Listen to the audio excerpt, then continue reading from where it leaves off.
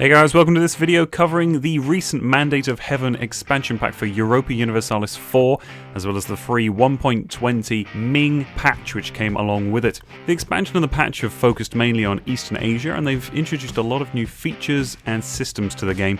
I'm going to be covering a couple of them here. I've kind of picked out a few of my favourites from my own playthroughs, so hopefully this will give you some more information about some of the new features, as well as give you some information on what I personally have kind of found to be the best ones that have been introduced so far. Let's get started.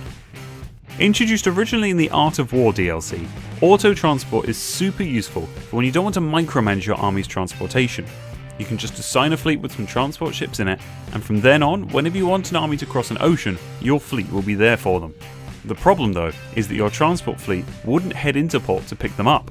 Instead, your army would have to move itself onto the nearest ocean province for pickup, a lengthy process which wastes time and effort. Well, no more. A free feature of the 1.20 patch sees your automatic fleet transport now enter docks to pick up your armies whenever possible, speeding up the process immensely. Whilst overshadowed by the new Chinese Empire mechanics, Japan has also seen a significant overhaul, and probably the first thing you'll notice is the absence of a unified state of Japan.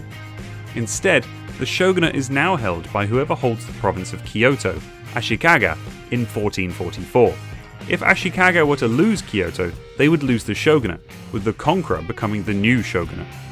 Most of the other states in the Japanese islands are still daimyos under the rule of the shogun, but if they free themselves and become sovereign, they'll gain the new government form of independent daimyo.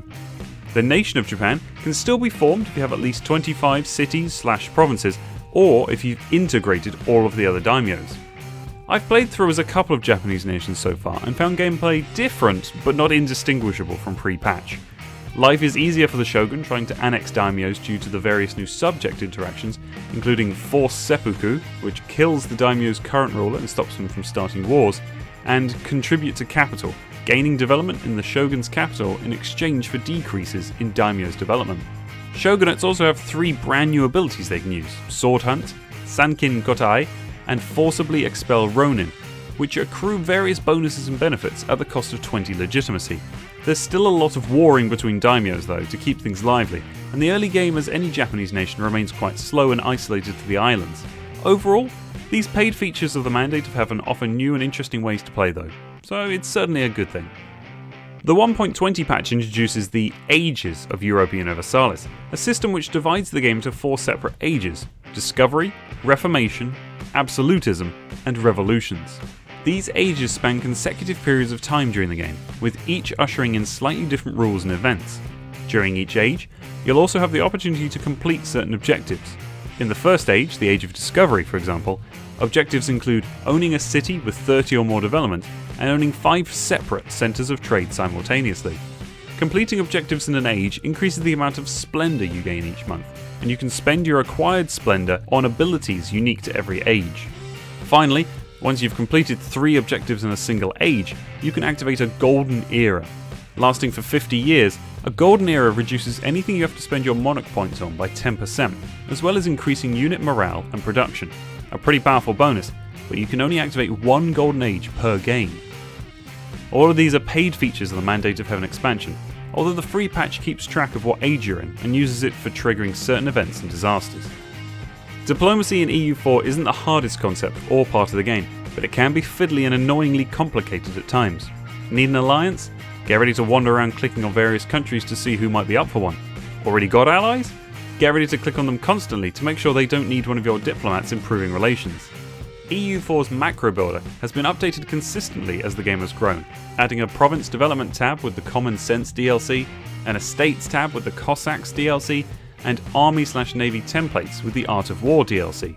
As a paid feature, the Mandate of Heaven DLC introduces the diplomatic macro builder, allowing you to see common diplomatic actions at the touch of a button, as well as assign diplomats to automatically complete actions, such as improving relations with your allies or your neighbours.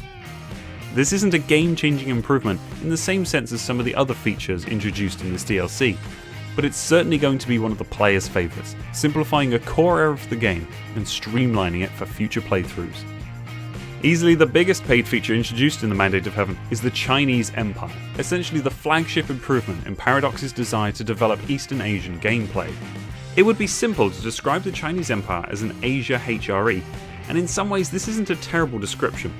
Whoever controls the celestial throne becomes Emperor of China and ruler over various other states who retain significant autonomy. The Emperor must then foster the growth of their mandate, passing reforms when this reaches high levels, in a similar way to how the Holy Roman Emperor uses high levels of imperial authority. However, there are significant mechanical differences in how the two empires operate. States in the Chinese Empire are tributaries, bending knee to the Emperor and providing yearly tributes to them. Mandate is gained by having a number of tributaries, but is lost by having neighbouring countries who refuse to provide tribute. Reforms in the Chinese Empire can also be chosen in any order, rather than a predetermined list leading to unification. The Emperor also no longer needs to maintain legitimacy. Clearly sitting on a celestial throne shows everyone that you're pretty legit. Instead, the Chinese Emperor gains meritocracy, which they can spend on bonuses called decrees, which improve their nation. Paradox have repeatedly stated their desire to improve gameplay outside of Europe, and Mandate of Heaven has certainly done so for Eastern Asia. The Chinese Empire adds a fun new mechanic for players to explore in future playthroughs, and it should be interesting trying to topple the Ming and take the celestial throne with some of the other nations available. Ryukyu Empire, anyone? Hey guys, thanks for watching this video. Make sure to check out some of the other videos on this channel if you enjoyed it, and please like and subscribe for more. Until next time.